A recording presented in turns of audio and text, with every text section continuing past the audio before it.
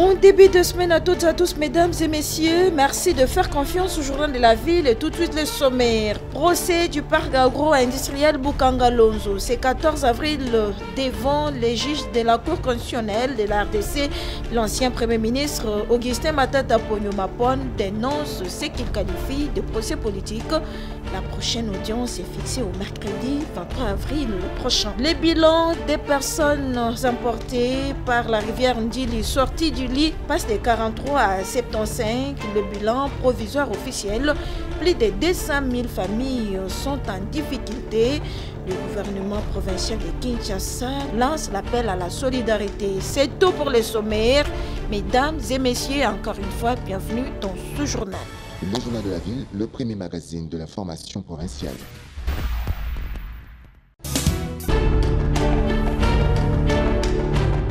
Communiqué publié par le mouvement des rebelles M23FC, accusant les forces régulières d'avoir lancé une attaque nocturne contre la ville de Goma. Dans la nuit du vendredi 11 au samedi 12 avril 2025, les forces armées de la République démocratique du Congo dément fermement ces communiqués et qualifient ces accusations d'infondées.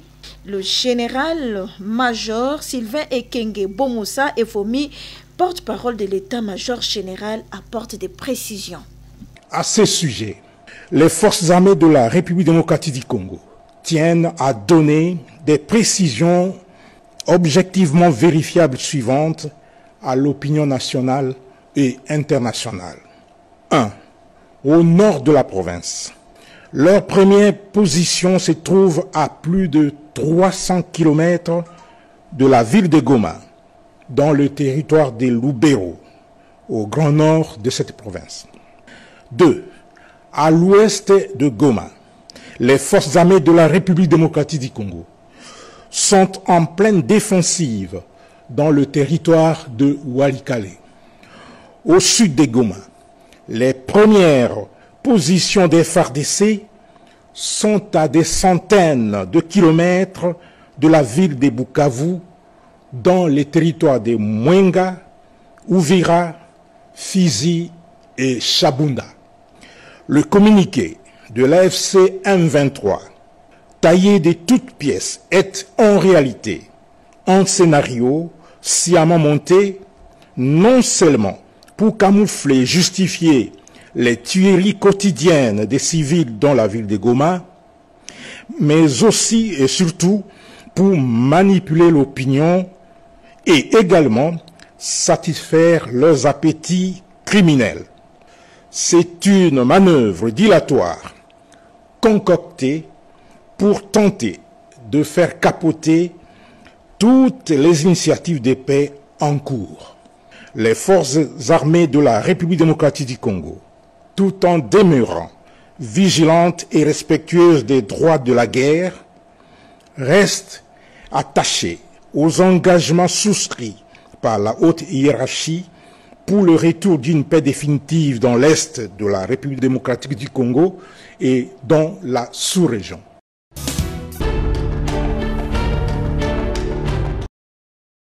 Il aurait fallu que Nathalie Aziza Mounana, ministre des Affaires sociales, Actions humanitaires et Solidarité nationale, brave la peur de cette route nationale qui mène vers le Congo central pour assister les familles victimes de la dernière pluie. C'est après des heures de route que la patronne des actions humanitaires et affaires sociales, accompagnée de son équipe, a foulé les sols du territoire Madimba, au quartier Manoka, dans la commune de Kasangulu, province du Congo central, pour non seulement s'enquérir de la situation humanitaire des victimes, mais surtout apporter son assistance en termes de vivres et non-vivres. C'est à l'Institut Mbolula que sont logés les sinistrés de Kasangulu, situés au quartier résidentiel de ces milieux ruraux. Au total, 1782 sinistrés ont bénéficié des matelas et à manger des mains propres de Nathalie Aziza Mounana, envoyée spéciale de la première ministre chef du gouvernement Judith Suminwa Toulouka, après avoir reçu l'ordre du premier Congolais Félix Antoine Tshisekedi, chef de l'État. Faisant d'une pierre deux coups, Nathalie Aziza Mounana s'est rendue à l'hôpital général de référence Massa du territoire de Kasangulu pour réconforter les malades et passer le message du gouvernement en ce qui les concerne. Les autorités coutumières des Kasangulu n'ont pas manqué des mots pour féliciter Nathalie Aziza Mounana pour ses gestes qui soulagent et donnent la joie aux sinistrés. Première des choses, c'est remercier le chef de l'État, Félix Antoine Tshisekedi Tshilombo Mukantombolo. Tous nos remerciements à la maman ministre pour ses grands gestes, pour cet accompagnement de la population de Kasangulu. Elle a elle-même vu ce qui se passe. Elle a été dans des sites. Nous l'encourageons non seulement à revenir, mais aller au-delà dans tous les autres sites de la République pour accompagner cette population méritée en ce moment ici. Les représentants nationaux et provinciaux de la population de Kasangulu qui ont accompagné Nathalie Aziza Mounana l'encouragent à faire plus pour la population du Congo central qui a plus besoin d'aide humanitaire. Je salue le président de la République qui n'a pas été indifférent vis-à-vis de nous. Nous sommes plus que contents parce que notre cri est entendu et les solutions sont en train de nous arriver déjà. Et je prie à ce que le gouvernement, toujours dans ses responsabilités ou sinon à son pouvoir régalien, arrive à répondre aux desiderata de ma population. Avant de regagner la ville de Kinshasa, la ministre des Affaires sociales, Actions humanitaires et Solidarité nationale a échangé avec les femmes et les hommes de cette contrée qui ont présenté leurs doléances à la patronne des humanitaires qui a sollicité 3 semaines pour identifier et évaluer ce dont elle a eu comme doléances.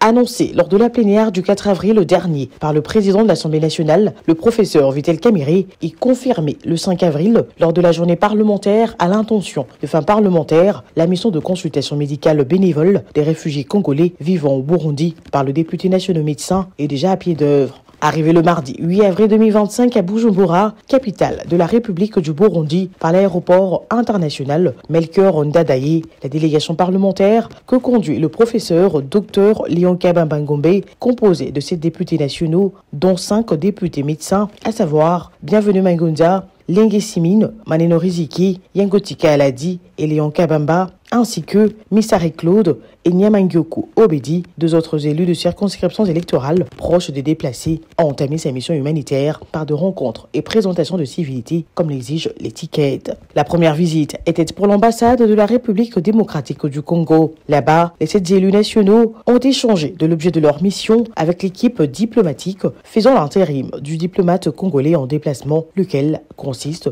en une consultation médicale bénévole des déplacés de la guerre d'agression rwandaise à l'est de la RDC et des enseignements sur la prévention de maladies de Marsal. Initiative saluée à sa juste valeur par le corps diplomatique congolais au vu de la promptitude dont a fait montre l'Assemblée nationale dirigée par le professeur Vital Kamerhe avec l'envoi de cette équipe à double casquette. La mission étant axée sur une aide humanitaire et médicale aux réfugiés, le passage à l'antenne au Burundi du Haut-Commissariat des Nations Unies pour les réfugiés s'imposait comme une obligation. À l'Agence des Nations Unies pour les réfugiés, cette délégation des députés nationaux de la RDC a eu un échange avec Madame Brigitte Mukangaino, représentante du HCR au Burundi, qui s'est réjouie de cet acte rare, empreint d'altruisme que s'apprêtent à poser les élus auprès de leur population en détresse sanitaire et souligne par la même occasion l'impact positif qui découlera de la présence des autorités législatives congolaises auprès de leurs compatriotes victimes des affres de la guerre. De cet échange a succédé une séance de travail de près de 4 heures avec les responsables santé et nutrition du HCR au Burundi, à laquelle a également pris part le conseiller du ministre de la Santé publique et de la lutte contre le sida en charge du volet humanitaire et point focal du HCR sur le projet inclusion de soins de santé de réfugiés et demandeurs d'asile au Burundi, Dr Antoine Sindaigaya. La délégation de parlementaires congolais qui accompagne quelques membres de l'ambassade congolaise au Burundi a reçu toutes les explications nécessaires sur la vie et la gestion dans les camps de déplacés.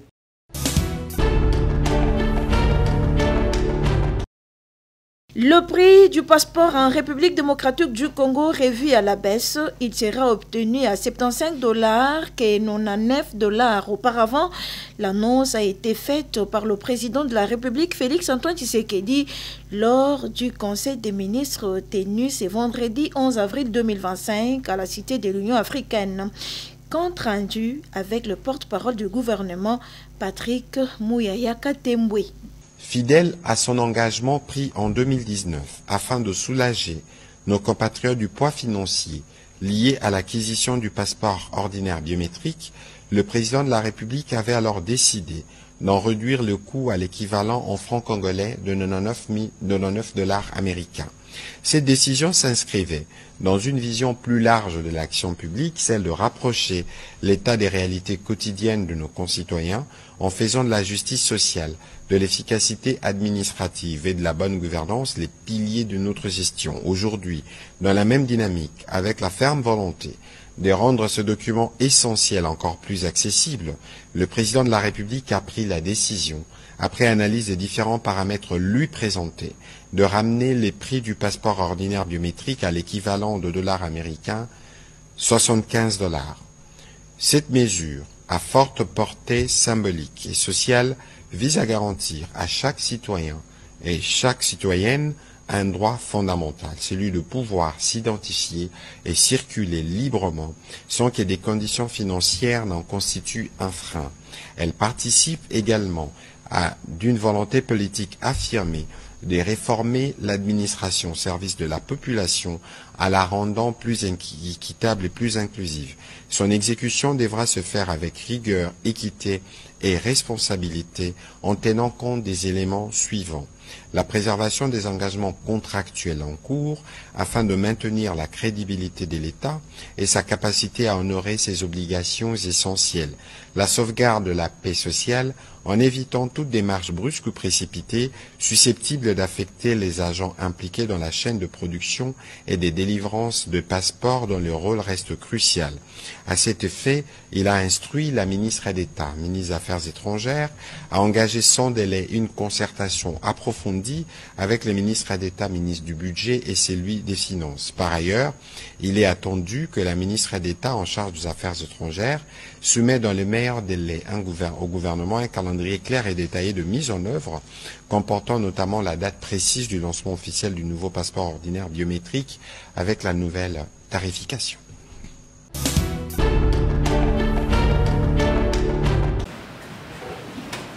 Ans après, le syndicat de médecins du Congo Simeco vient d'élire officiellement son bureau exécutif national, désormais dirigé officiellement par le docteur Juvenal Mwanda Lenda, élu pour un mandat de 4 ans, et un nouveau comité du Conseil des sages, conduit par le docteur Doudouli Ngusundanou Manya Loulou, à l'issue du tout premier congrès ordinaire Simeco, réunissant les délégués représentant les syndicats de médecins du Congo dans toutes les provinces de la République démocratique du Congo sur le thème « Développer une intelligence et une force collective pour des actions à la hauteur des défis sociaux ». Des élections qui se sont déroulées en toute transparence et c'est à la grande satisfaction des congressistes membres du Simeco. Place à la présentation des élus, suivie de la lecture des résolutions et recommandations issues de ces assises qui seront un cadre de plaidoyer pour le bureau exécutif national Simeco pour la défense des intérêts des médecins et leur bien-être et le bien-être des malades. Le bureau exécutif national livre ici ses premiers mots. Les membres du bureau exécutif national élus ont la lourde mission de conduire la politique du Simeco pendant les 4 prochaines années. Et des grands défis sont à relever en ce que les recommandations faites nous obligent de travailler d'arrache-pied pour que nous soyons à la hauteur des attentes sociales des médecins, notamment en ce qui concerne un traitement de base spécifique, l'obtention d'un siège propre, en ce qui concerne également le problème de motivation en vue du déploiement des médecins vers les provinces les mal desservies en termes d'effectifs de médecins. Une occasion pour le nouveau comité du Conseil des sages Simeco de remercier tous pour leur participation. Prenez conscience et comportez-vous en conséquence. Devenez désormais des disciples, annoncez la bonne nouvelle du premier congrès du Simeco et défendre, voire perpétuer l'œuvre Simeco et son esprit. Des travaux clôturés par le secrétaire général, le représentant du vice-premier ministre, ministre de la fonction publique Jean-Pierre Liaou, qui s'est adressé aux participants en ces termes. Nous sommes à l'heure de les voir mettre en œuvre les résolutions et donc je vous rassure, pour avoir reçu cela officiellement, je les remettrai acquis des droits. Et voilà, tout est bien qui finit bien.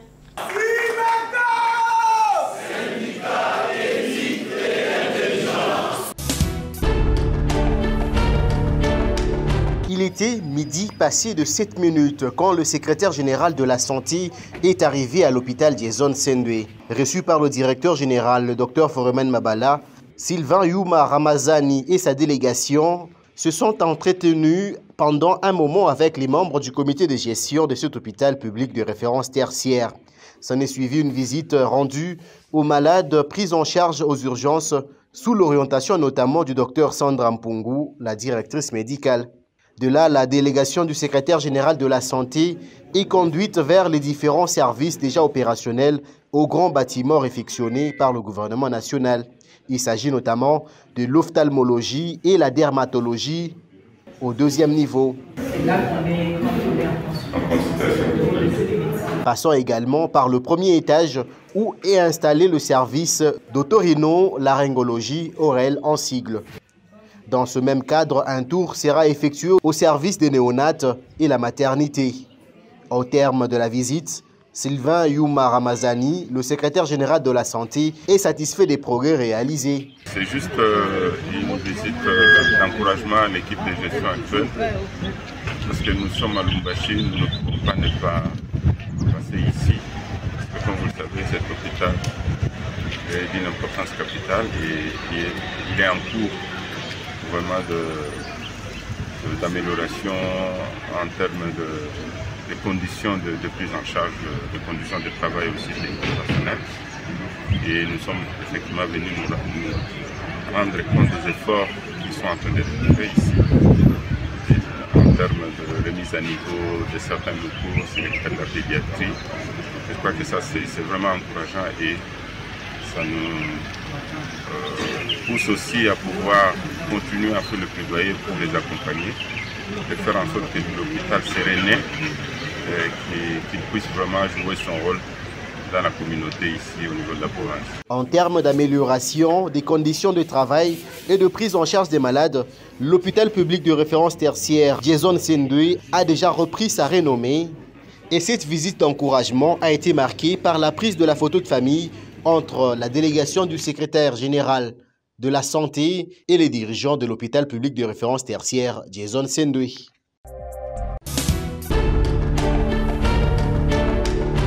Considérée comme une pépinière de l'intelligentsia congolais, la ville principale de la province du Kwilu, Kikwit, ne cesse d'attirer l'attention de plusieurs touristes. C'est dans cette belle et magnifique ville que le monument de l'artiste congolais et patron du groupe Victoria Eleison, Jean Moubiala alias King Kester Emenea, est érigé, plus précisément sur l'avenue des universités. Un tronçon désormais rebaptisé King Kester. Véritable lieu du tourisme, photos et vidéos y sont prises, de quoi garder de bons souvenirs.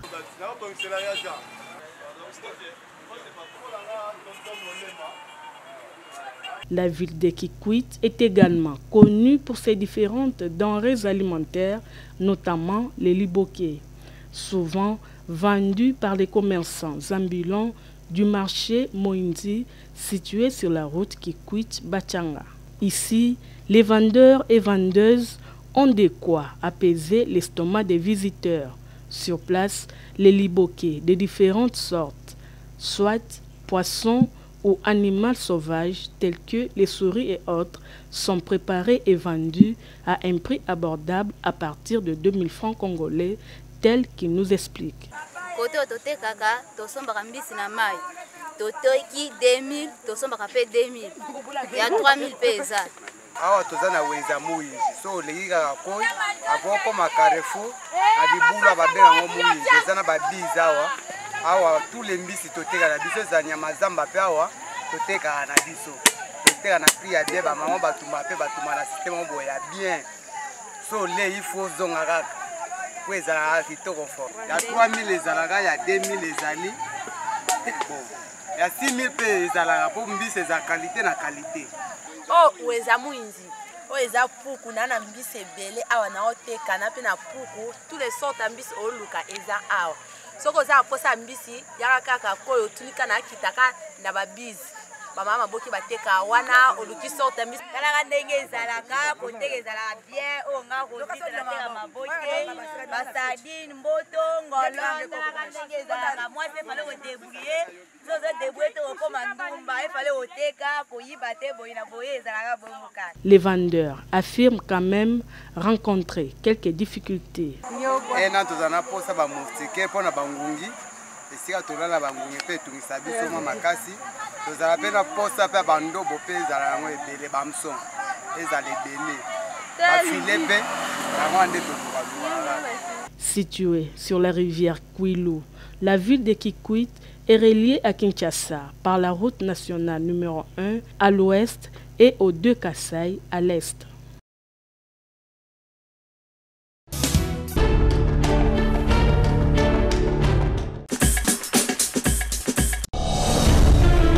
Nous sommes arrivés à la fin de ce journal de la ville, mesdames et messieurs.